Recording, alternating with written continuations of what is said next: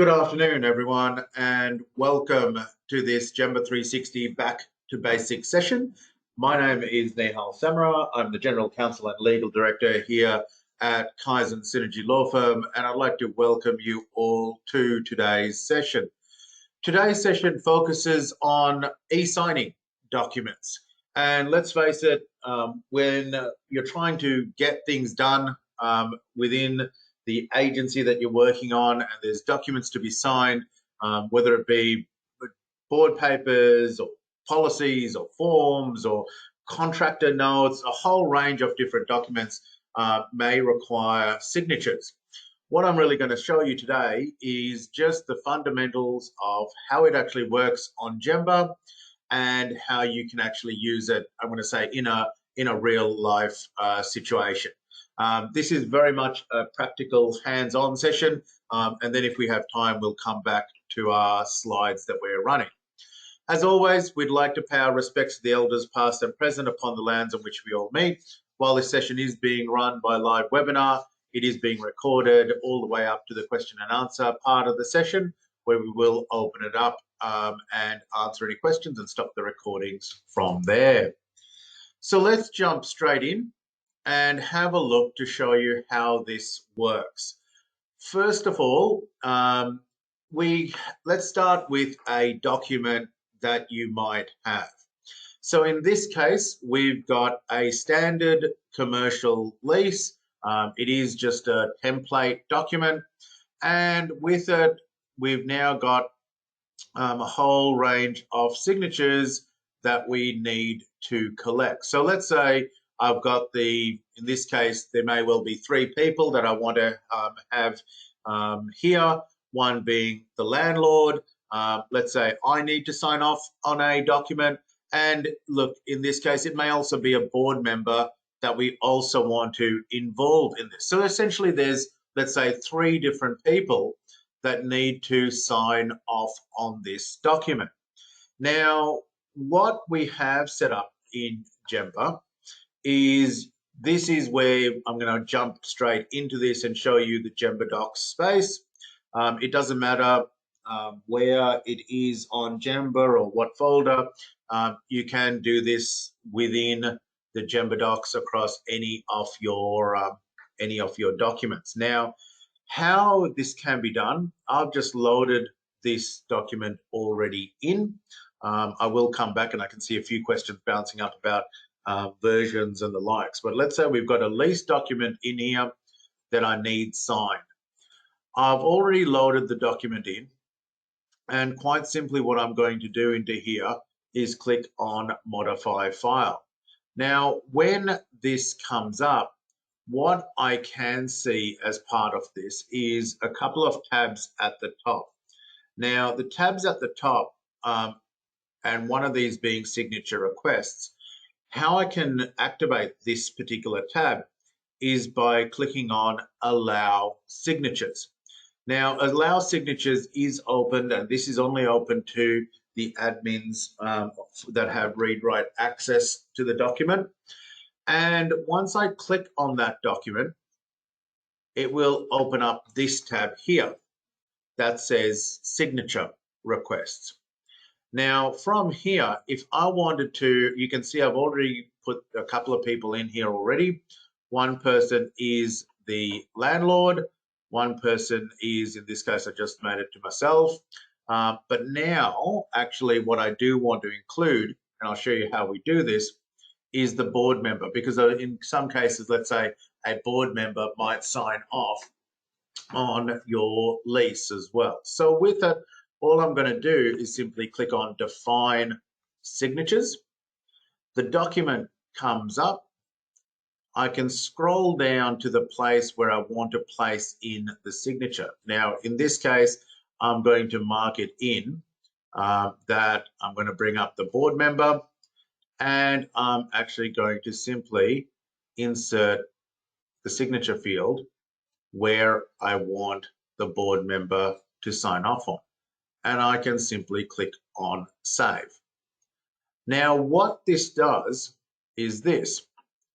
It brings me back to the signature requests page.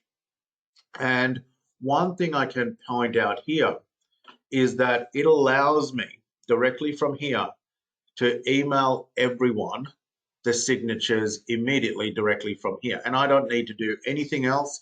It's an email that goes directly out from a no reply at Genba, and people are then notified. However, if I equally wanted to send this out directly myself, then what I can do is simply click on sign, for example, and what comes up is this screen here. So I can actually email this particular link out directly, and to show you how that works, let me just bring this up. If I bring up and email this out into a new browser, for example, then I've got actually the signature on this, and I'll just bring this up to show you what this looks like. So here it is here. It's a private link that I've got, and it is a private link. Now, what happens here is that I can actually sign the document, etc., and click on sign. Okay. Now, essentially what that's done is automatically signed the document for me. And if I go back to my signatures page, then what you'll find is that the document essentially has been signed, and it's been marked as such as well too. Now I can see a few people asking the question, what happens if I want to email the document out, or if somebody actually wants to complete it offline? How does that work? So first of all, just to show you this, I've got it listed here, and you can see that I've signed it directly. Now, if somebody wanted to fill it out, again, if I bring this up, for example, and let's say Karen wanted to do this, then essentially Karen can still download the document that's there. Karen, based on when she actually downloads it, will also view the latest version of the document as well too. So if the signatures are there, and then these can be returned back into the Genba Docs section. So there is the capacity still, if people like to download the document, manually sign it, and then basically post it back, then that option is there. But essentially what this allows us to then do, if I go back now to the actual document, and let's have a look at the document details side of the screen as well, then what I can actually see here from here is a number of key features here. First of all, I can actually look at, if I go into the activity logs, I can actually see who's actually signed it and when. I can see the dates, the times, when it was returned. So every single part of the document has been done. I can also look at the archive logs of when the actual document was signed, and the different versions of it is also kept. So I can literally go back step by step across every single part of the document and actually have a look at it as well. And you can see it from there. The other part is I can obviously download the document. And again, if I wanted to review it, then I can send the document out to somebody else as well too. So it is really as simple as that in terms of now getting your documents signed.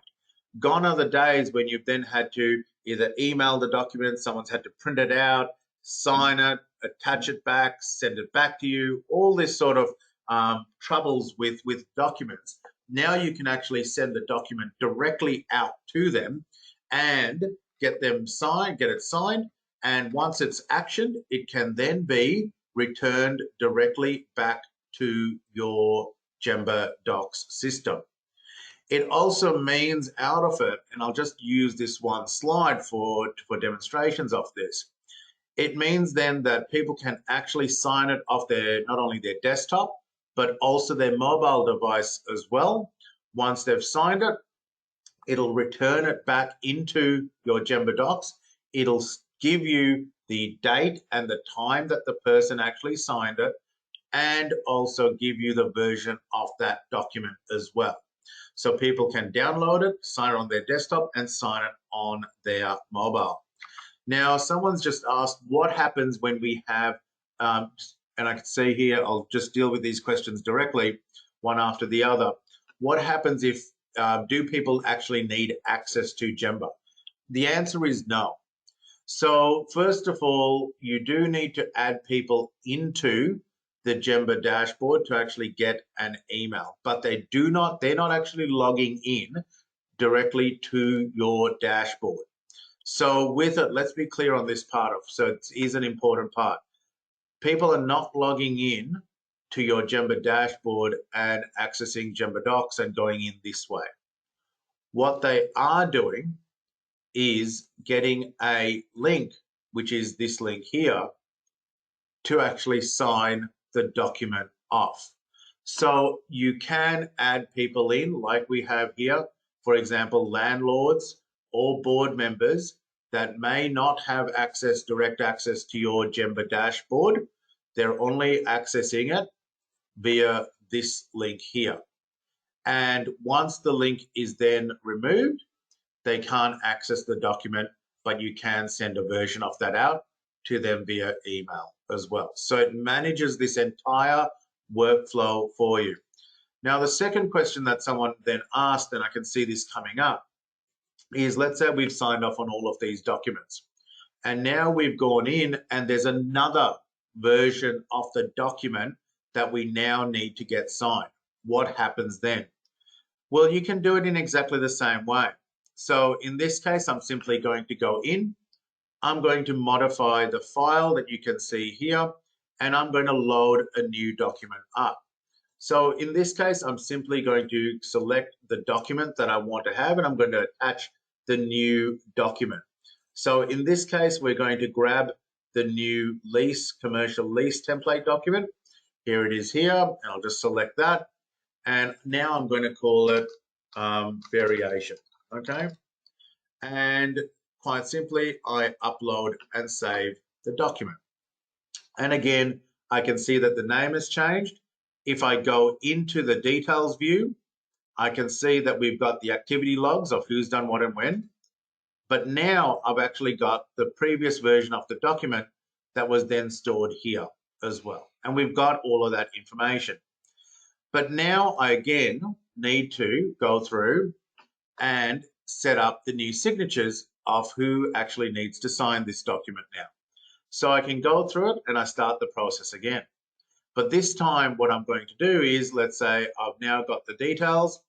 I can now select, right, I want to select who's actually going to sign on this. So in this case, I'm going to go to the landlord. We've got the versions of it. I can mark in the space where I want that person to sign up. Here it is here. I'm going to save that one as well too. I'm going to then also define that I want the board member now to sign off on this as well too. So what I'm going to do is select the space and the person where I want that particular signature to go. And in this case, I'm going to select Karen here. And I'm now going to add Karen's signature to this as well. And I can select save. Now, in this case, I've decided that we only need 2. So if that's the case, I've now got the document ready to go, and I can simply send out the emails that will notify them directly. Or I could then copy the link if I like and email it as well too. So I've got the options of what I want. Again, if I go back to the audit logs, I can see all the different versions of what I've got. And this is often used for things like service agreements, for also board members, for signing off on agendas and minutes. And I can also go back and have a look at it. The final part that I will add is once the signatures have been completed, so in this case, let's say the landlord and the board member has signed off on it, what I am then going to do is, this is now a live lease. So I'm going to actually mark it as a review document now, and I can then start immediately the workflow for the start date being, let's say, today, which I'm going to bring up. And here we go. I'll simply bring this up to the 11th of April. And now I can actually set the review date. So in this case, let me just make it, I'm just going to do a short one to the end of June for July, for example. And I can select the next date that I want to have in here, being, let's say, if it was the end of the year.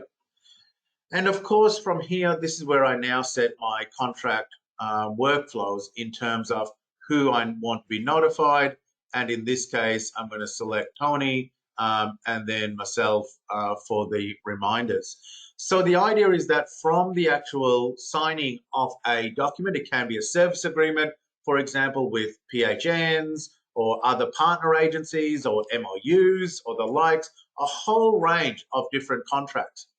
It means then that I don't then need to load in another document, put it in, set up another workflow.